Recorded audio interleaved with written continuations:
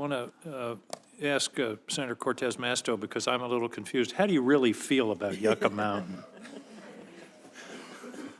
I think that came through.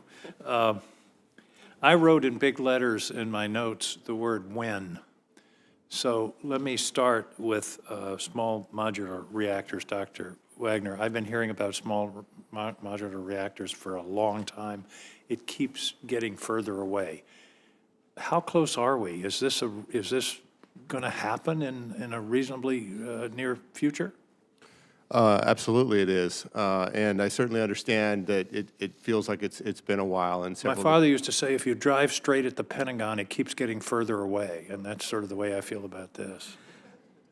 Again, I certainly understand that. We actually, at the Idaho National Laboratory, have published and made available what we see as a timeline of new nuclear reactor operations. And currently on that timeline, you will find the UAMPS NuScale project, which is targeted first commercial module operation in 2029. They recently received the design certification from the Nuclear Regulatory Commission, which admittedly probably took longer than they had anticipated, which is part of the delays that you might see. But you think within the decade we're going to see commercial small modular reactors? That is being taped, you know, so. Yeah, yes. I mean, they've been working towards that schedule of summer of 2029 for the first commercial module for some time now. And as far as I understand, they are on schedule, provided, you know, they continue to have the financial resources that they need to do that, of course. Thank you. The other when question is nuclear waste. There are now 21 stranded nuclear waste sites in the country. One of them is in Maine. Which is essentially a high-level nuclear waste site, and there are about 80 or 90 others that are operating nuclear plants. So it's not as if to say we don't have nuclear waste. Nuclear waste storage. We've got it. It's scattered all over the country, which is probably the worst solution. When, Ms. Huff, do you anticipate having an answer to a question that's been pending since the early 50s?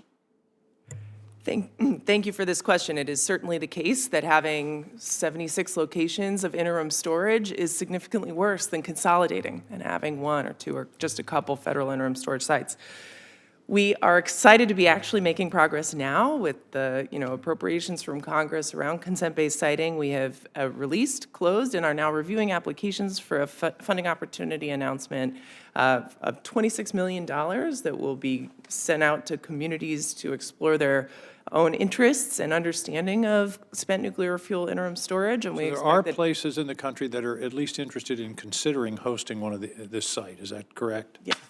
And then we've got to deal with the transportation issue that I think is a very relevant one. So, a couple of years.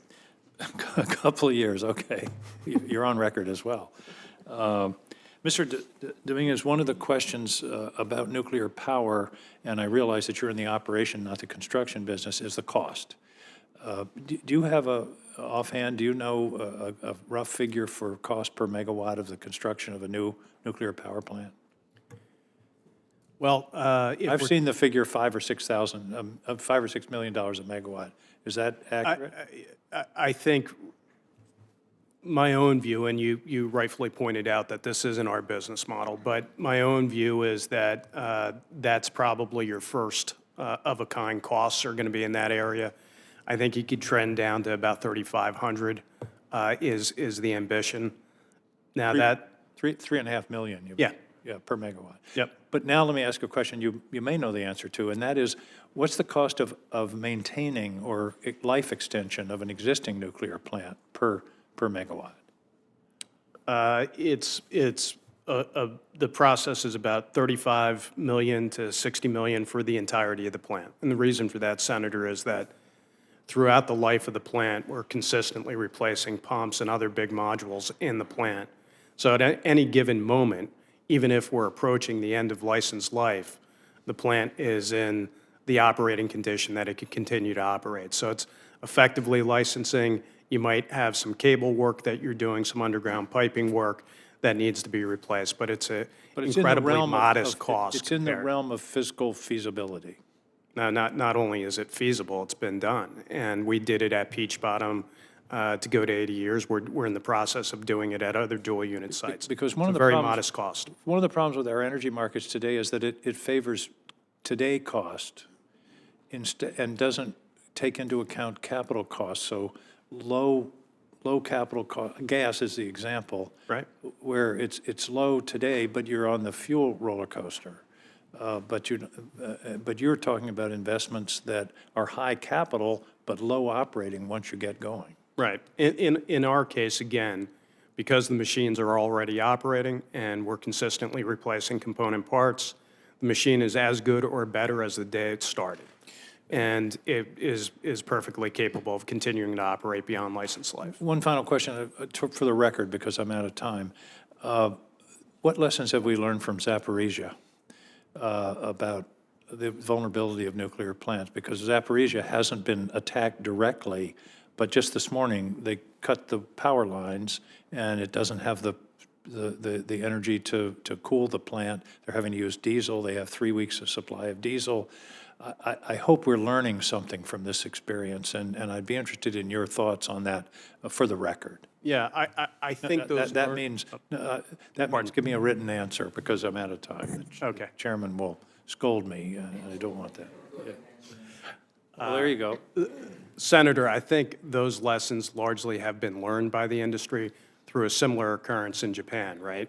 Where the lack of on-site fuels to support continued operation of cooling systems ended up becoming a pinch point for the operation of that asset. So I think we've adopted a number of technologies already to ensure that we continue to operate if we're disconnected from the grid. Now, the question of actual physical military attack on a reactor is quite a different thing. But No, I think you're understand that, focused but on. I'm the more loose- worried about a cyber attack that would disable the grid. Yeah, and I think we've already built in that capability based on what happened at Fukushima. Thank you. Senator Hall.